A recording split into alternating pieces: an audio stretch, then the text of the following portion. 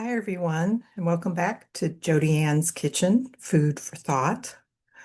I was having some rather disconnected thoughts today about cooking, but I think I can bring them all together in a creative way for you today because cooking actually is all about creativity. So I'm going to continue in that creative vein. I was making a salad today. It's a recipe I've had since, a long time. Let me take a look. Printed this out from the Food Network back in 2013, and I've made it countless times since then. It's one of my favorites. It's called Moroccan Carrot Salad. I don't know a lot about Morocco except the few recipes I've discovered online and tried that use Moroccan spices or spice combinations, foods, whatever, I've really enjoyed.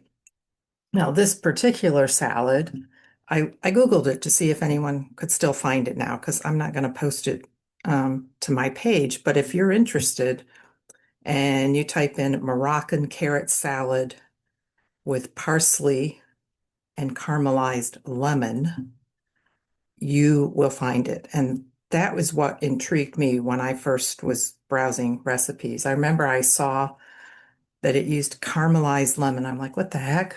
I've heard of caramelizing onions. I suppose if I'd gone to cooking school, maybe I would have caramelized some other things, but I had never heard of caramelized lemons. It intrigued me. So I downloaded the recipe and tried it, and it's just become a favorite. Caramelizing lemons is really simple. I mean, the directions were very clear. You just thinly slice a lemon and cut those thin slices into fourths, and you put them in a skillet with some oil at a very low heat for about 20 minutes, and they eventually soften and brown, just like onions would, only they're lemons, and it smells amazing. Your house smells like, oh my gosh, what are you doing? Um, you want to just walk out of your house and come back in just to be greeted by that smell. So you caramelize the lemons, you grate the carrots on the grater. Now, this has become my new best friend because I use it to grate carrots for my daily salads, but you can grate tofu with it. And definitely for this salad, you're going to need a grater because you need 4 cups of grated carrots. In this case, it took about 12 carrots. The recipe I have says 8, but that they'd all have to be big fat carrots to get 4 cups. So anyway, you grate the carrots, you caramelize the lemons. There's no cooking to this other than caramelizing lemons. And you whisk together some spices like cumin and cinnamon and ginger and toss in the carrots into this dressing, drizzle a little of that oil from the lemons, and then put all those caramelized lemon bits in and some fresh parsley. And it's just amazing. The recipe also called for uh, toasted pine nuts. I don't usually have pine nuts on hand. So again, I went to the internet and it suggested like 5 different things you might want to substitute. So one of them was pumpkin seeds, and I had those. So anyway, this is what the finished salad looks like. It's really pretty. You've got the green of the pumpkin seeds and the fresh parsley in there, which adds to it. This is, oh gosh, I just poured a dressing on my computer. Okay, well, we'll clean that up. The um, the color is very bright and beautiful and lovely. So that kind of gets you in a happy place when you see just seeing this, at least it does for me. There's something about the color orange, which is just fabulous. And again, the caramelizing was, it's for me, I like finding new and different things that are delicious and maybe aren't too complicated. So that would be this salad. Really, the hardest part of the whole thing is you might work up a sweat grating all those carrots to get 8 cups. One time I did try using my food processor because, it'll reduce carrots down to bits. But I didn't like the texture at all. When you grate them, they're longer and more rough and shreddy textured. I don't know. I just like the texture better. But you could probably make this using a food processor, and then that would really speed things up. It's delicious. Sometimes I put raisins in with it because I like raisins. And there's also a little bit of fresh grated lemon. So if you were to make this recipe, you need to buy enough carrots, need some fresh parsley, enough to chop up a small amount, one lemon, one orange. So it's not a lot of ingredients. And of course, the spices. So anyway, I was very excited making this. I'm taking it to a book study group tomorrow where I just started going and they always have, a spread of food, whatever people decided to bring. So I'm going to share that tomorrow because it makes a lot. It makes about 8 servings. And as much as I love this recipe, I don't really want to eat it for 8 days in a row. It's not going to stay fresh for that long either. So that was my inspiration today was to pull something out I hadn't made in quite a while.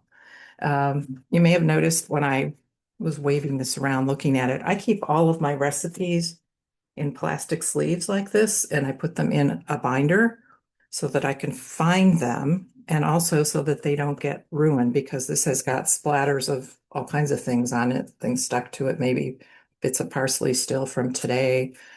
Um, Most recipes that I use end up getting something splashed on them, but it doesn't matter because they're in these sleeves and I keep them in the notebook. And when I'm ready to make something, I just take it out of my 3-ring binder. And the binder changes over the years. If I'm going through it to add a new recipe and it seems like the binder's a little full, I'll flip through and if there's something in there I haven't made like since I don't remember when, more than 5 years or whatever, I take it out. I don't throw it away, but I have a second binder, a backup binder of just a lot of recipes. I actually have more than 2 binders. I have one that has dog food biscuit recipes, and I have another one that's all raw food. I have another. Anyway, I like to collect things and organize things. Those of you who know me already knew this. Those who are just watching the channel have gotten a sense of that. I mean, seriously, anybody who makes all their salads up in mason jars and lines them up in the refrigerator has a little bit of organizational whimsy, I guess. But the really cool thing about cooking is that you don't have to be a great chef. You don't have to have a complicated gourmet recipe. You don't need a lot of rare, strange ingredients to do something new. You can just try something that uses an ingredient you never thought of or a process you never thought of, which is what intrigued me about this.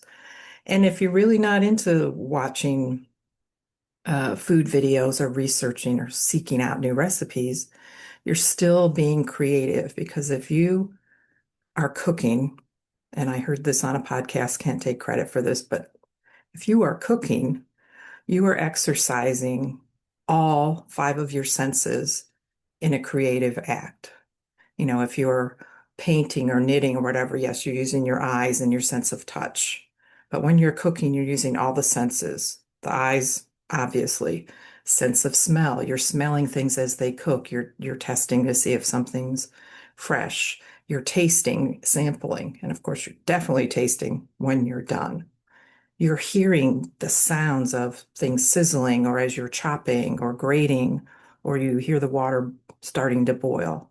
So you're engaging all 5 of your senses to create something that didn't exist a few minutes or whenever before.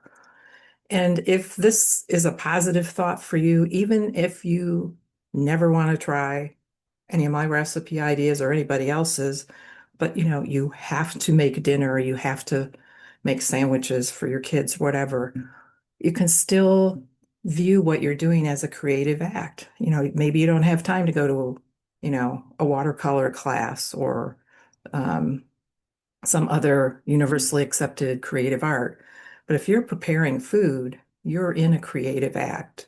And if you think about the sense of smell and taste and even the sounds that are being made, even as you're like preparing, a box mix of mac and cheese, you're still in a creative flow, which is really good for all systems in your body. It's rewarding if you can see it as a creative act. So that's my food for thought today. Engage in a creative act in your kitchen, no matter how small it is. See if you can quickly identify all 5 of your senses, because I doubt you could do any kind of cooking or food prepping without using all of those senses. So I hope that gives you something fun and interesting to think about until we talk again. And with that, I'm going to sign off now and hope you all have a great day, whatever day you're listening. Please be sure to subscribe. And if you want to hit the notification bell, that means when I do post something new, you'll get notified there's something new that you might want to watch, and share with your friends and send me any comments or questions or ideas that you might have. So thanks again. Bye-bye.